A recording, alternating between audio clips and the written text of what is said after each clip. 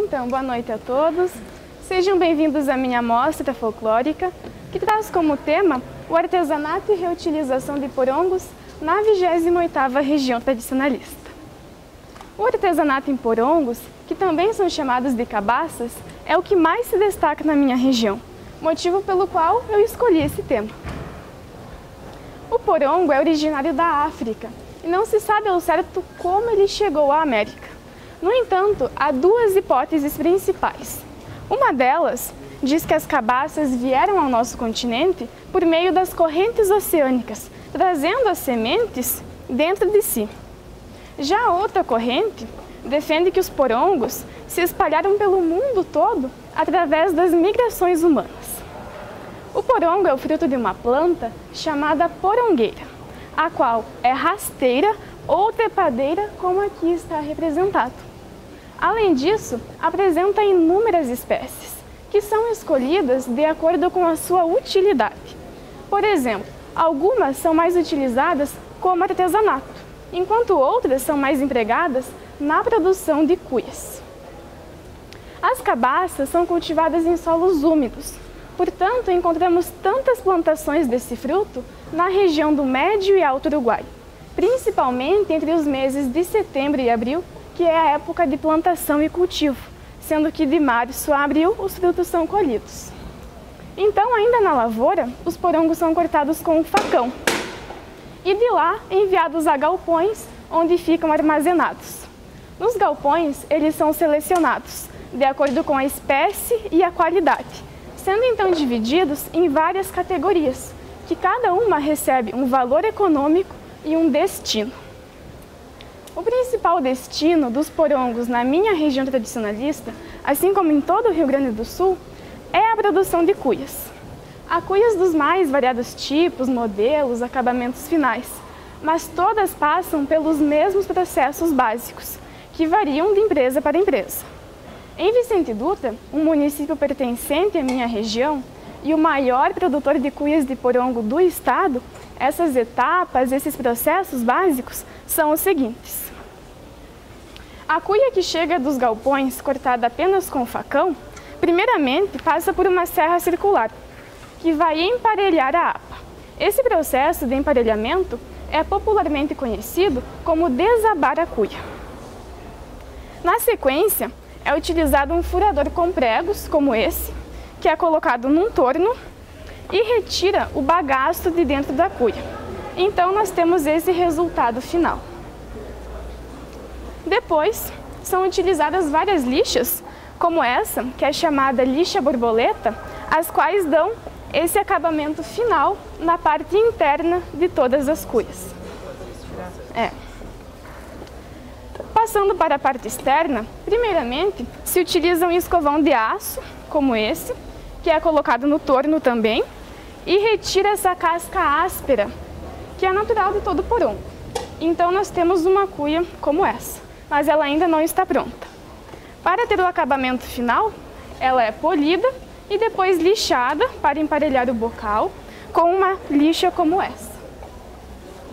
Como as cuias são produzidas em larga escala, nas últimas décadas foram desenvolvidos alguns métodos de reutilização de cuias com defeitos e imperfeições na parte externa e com baixo valor econômico, pois, caso contrário, a maioria delas seria descartada inadequadamente no meio ambiente, o que causaria graves impactos ambientais, principalmente nas épocas de enchente do Rio Uruguai e de seus afluentes. O método de reutilização mais utilizado na minha região são as cuias de enxerto. Para produzi-las, é necessária uma casquinha de plástico como essa, que pode ser produzida na própria fábrica ou adquirida de outras empresas. Uma cuia que seria descartada por ser fraquinha, pequena, ter baixo valor de mercado. Um bocal de plástico ou de alumínio, como esse, e 2 reagentes de poliuretano. Primeiramente, esses reagentes são misturados, na mesma medida que convencionalmente é uma tampinha de garrafa PET. Então, eles são mexidos e depois de 2 a 3 minutos, formam uma espuma expansiva, como essa. a qual vai fixar a casquinha de plástico na cuia de porongo, desse modo. Para fixar ainda mais as duas peças e dar o acabamento, é utilizado o bocal, o qual é apertado tanto interna quanto externamente. Como nós podemos ver o Gilson fazendo, ele que representa os cuieiros das barrancas do Rio Uruguai. No final, nós temos uma cuia como essa. Então, as cuias de enxerto, que são um artesanato autossustentável, nos últimos anos vem ganhando um amplo mercado consumidor, já que são uma peça diferente, muito atrativa e que pode ser personalizada de várias maneiras, inclusive com gravação a laser, como foi feito nessa cuia. Outras cuias de enxerto são essas aqui. Um exemplo muito interessante é esse, pois ao invés de ter sido utilizada uma casquinha de plástico ao redor, foi utilizada outra cuia de porongo maior. Então o que nós temos é um enxerto de duas cuias de porongo. Para dar o acabamento nessa peça, foi utilizada massa de polipox e areia com tinta preta e cola. Outros métodos muito comuns de reutilização das cuias são trançá-las com fios de plástico e recapá-las com couro ou com tecido, o que agrega muito valor econômico a cuias que talvez nem seriam utilizadas pelos defeitos que tem na parte externa. Exatamente.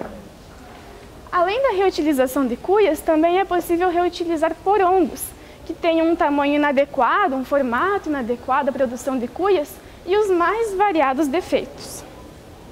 O artesanato em porongos, que é a principal forma de reutilizá-los, constitui a principal fonte de renda de muitas famílias ribeirinhas, o que torna esse artesanato autossustentável. As principais utilidades desse tipo de artesanato na minha região são peças decorativas, como vasos de flores, uma santinha, a galinha, o porquinho, recipientes para guardar os mais diversos conteúdos. Então, recipientes para guardar os mais diversos conteúdos, como esses dois porta-ervas, a fruteira, suportes para cuias e até mesmo lamparinas, luminárias como essas. Esse artesanato combina a reutilização de um porongo com uma cuia. Para isso, as duas peças foram enxertadas com massa de polipox, dando origem a uma nova peça muito bonita e que tem um valor econômico muito maior do que a inicial. Então, a senhora aceita um mate? Vai. Vou fazer, cumprir o desejo de vocês. Tem que virar ela. Senão... Isso. O Rio Uruguai, que é meu e de todos, dá curso e dá fundo. E por ele, somente os balseiros passavam. Os ribeirinhos, que são das bandas de lá, hoje muitos se orgulham de poder trabalhar. Assim, encerro a minha amostra folclórica e fico à disposição dos senhores para alguma pergunta. Muito obrigada.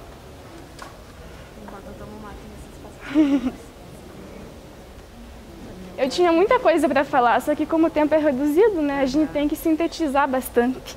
Mas podem ficar à vontade, se quiserem olhar também. Giovana, e o teu gosto pessoal?